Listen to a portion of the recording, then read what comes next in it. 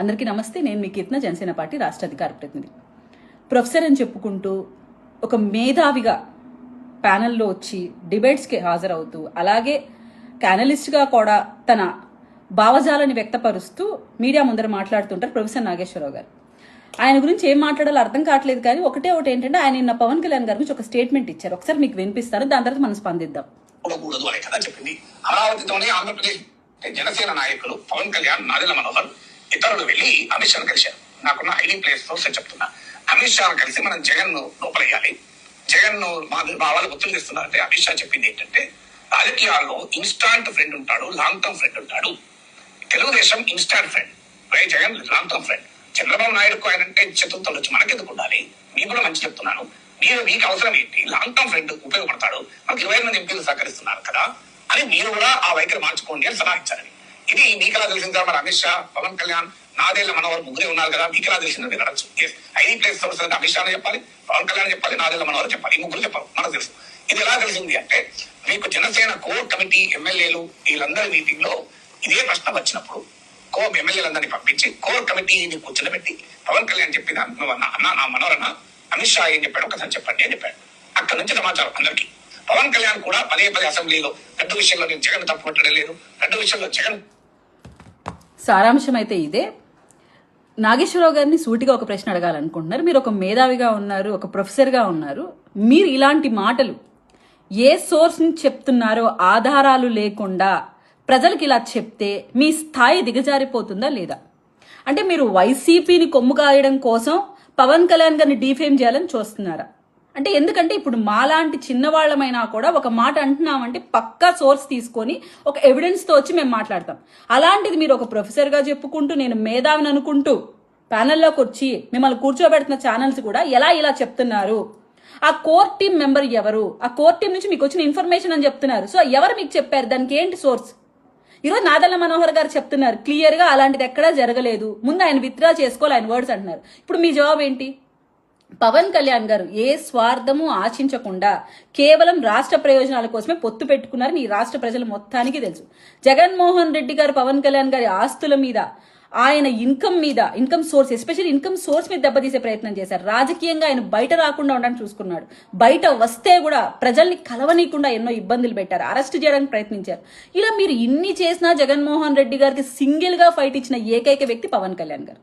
ముఖ్యంగా మీరు తీస్తే మా అందరికీ ఈ రాష్ట్ర ప్రజలందరికీ గుర్తుకుంది, అగత్పాతాలను తొక్కుతాను జగన్ నిన్ను, నేను పవన్ కళ్యాణ్ గే కాదు, లేదు జనసేన పార్టీనే కాదు అని ఆయన ఇచ్చిన స్టేట్మెంట్ అట్టుడికిపోయింది. ఆ రోజు వైసీపీ పార్టీ పూసాలు కదిలిపోయాయి. స్టిల్ నో వైసీపీ పార్టీ తేలుకోలేకపోతుంది పవన్ కళ్యాణ్ గారు దెబ్బ కొట్టిన విధానం చూసి. ఇప్పటికి కూడా 11 సీట్లు వాళ్ళు తెచ్చుకొని కూడా వాళ్ళు ఏపీలో ఉండడానికి భయపడుతున్నారంటే only because of Pawan Kalyan garu. ఒక్క స్టేట్మెంట్ మీరు ఇచ్చేటప్పుడు ఒక్కసారి వెనక ముందు ఆలోచించుకోవాలి. పవన్ కళ్యాణ్ గారు నిస్వార్థంగా ఒక పార్టీని ఏర్పరిచి సింగిల్ గా ఫైట్ చేస్తూ వాళ్ళ కార్యకర్తల్ని ఇబ్బంది పెడుతున్న రాష్ట్ర ప్రజల కోసం జగన్మోహన్ రెడ్డి గారిని సింగిల్ గా ఫైట్ చేసిన ఏకైక వ్యక్తి పవన్ కళ్యాణ్ గారు. అటువంటి పవన్ కళ్యాణ్ గారి మీద ఇలాంటి ఆధారణ లేని ఆరోపణలు చేస్తూ మీ స్థాయిని మీరు దిగజార్చుకోవడం ఎంతవరకు కరెక్ట్? బేసిక్ గా మీరు ఒకటి ఏం ఆలోచించాలంటే, జగన్మోహన్ రెడ్డి గారు అసలు రాష్ట్రానికి ఏం చేశారు? ఈ రోజు ఆయన 11 సీట్లకు పరిమితమైనా కూడా తాడేపల్లి ప్యాలెస్ లో ఉండకుండా బెంగళూరు ప్యాలెస్ లో రెస్ట్ తీసుకుంటున్నారు. అండ్ ఆయన ఈ రాష్ట్రంలో నుంచి ఏ సమస్య మీద స్పందించకుండా కేవలం వచ్చి ప్రజల్ని ఇబ్బంది పెడుతూ అలా ఇలా రోడ్ షోలు చేసుకుంటూ వెళ్ళడం తప్ప ఎక్కడైనా ఏ సమస్య మీద ఫైట్ చేశారా? లీగల్ గా ఆయన ఫైట్ చేయాల్సింది అసెంబ్లీలో, అక్కడికన్నా ఆయన వస్తున్నాడా? ఇంకా నాకు ప్రతిపక్ష హోదా ఇవ్వండి అని అడుక్కుంటూనే ఉన్న జగన్మోహన్ రెడ్డి గారి కోసం పవన్ కళ్యాణ్ గారు అంత ఖాళీగా ఉండి ఇలా గురించి పోయి అమిత్ షా గారితో మాట్లాడతారా? ఏం మాట్లాడుతున్నారు? బేసిక్ గా మీరు ఒకటి ఆలోచించాల్సింది, జగన్మోహన్ రెడ్డి గారు నగత్పాతం తొక్కడం అయిపోయింది మా పని, మాకు ప్రజలకు చక్కటి పరిపాలన ఇవ్వడం ఒకటే మా టాస్క్, అది మేము ఫుల్ఫిల్ చేస్తున్నాం. మీ అంత ఖాళీగా మేమైతే లేము. పవన్ కళ్యాణ్ గారు ఒక క్లారిటీ పొలిటీషియన్ గా ఈ రాష్ట్రం కోసం ఏం చేయాలన్న ఆలోచనలో మాత్రమే ఉన్నారు. జగన్మోహన్ రెడ్డి గారిని ఒక పొలిటీషియన్ గా కూడా జనసేన పార్టీ కన్సిడర్ చేయటం లేదు. ఎప్పుడైతే ప్రజా సమస్యల కోసం ఆయన అసెంబ్లీకి వచ్చి మాట్లాడతాడో అప్పుడన్నా ఆలోచించవచ్చు ఆయన ఒక పొలిటీషియన్ అని. దేశం దాటి వెళ్లాలన్నా కూడా కోర్టులో పిటిషన్ వేసుకునే వ్యక్తి గురించి మేము ఆలోచిస్తామా? అలాంటి పార్టీనా జనసేన పార్టీ? మళ్ళీ హెచ్చరిస్తున్నాం, మీరు ఒక మేధావి ముసుగులో, అనలిస్ట్ ముసుగులో వచ్చి కూర్చొని మీకు నచ్చింది మాట్లాడతానంటే ఈ రాష్ట్ర ప్రజలు చూస్తూ ఊరుకోరు. దయచేసి మీరు ఒక మాట మాట్లాడేటప్పుడు, ఎస్పెషల్లీ పవన్ కళ్యాణ్ గారి పైన కానీ జనసేన పార్టీ పైన కానీ మీ దగ్గర ఉన్న ఆధారాలు పెట్టుకొని డైరెక్ట్గా వచ్చి కూర్చొని మాట్లాడండి. ఏదో ఫేక్ ప్రాపగండా చేసేస్తాను, నేను లైమ్ లైట్ లో ఉంటాను ఒక 2-3 డేస్ కోసం అంటే జనసేన పార్టీ గాని జనసేన కార్యవర్గం గాని చూస్తూ ఊరుకోదు. దయచేసి ఇది హెచ్చరికగా భావించండి. పవన్ కళ్యాణ్ అనే వ్యక్తి ఆయన నిస్వార్థంగా రాష్ట్రం కోసం పనిచేస్తున్నారు. ప్రజల ఆమోదంతో ఈరోజు డిప్యూటీ సీఎం హోదాలో ఆయన కూర్చొని ఉన్నారు.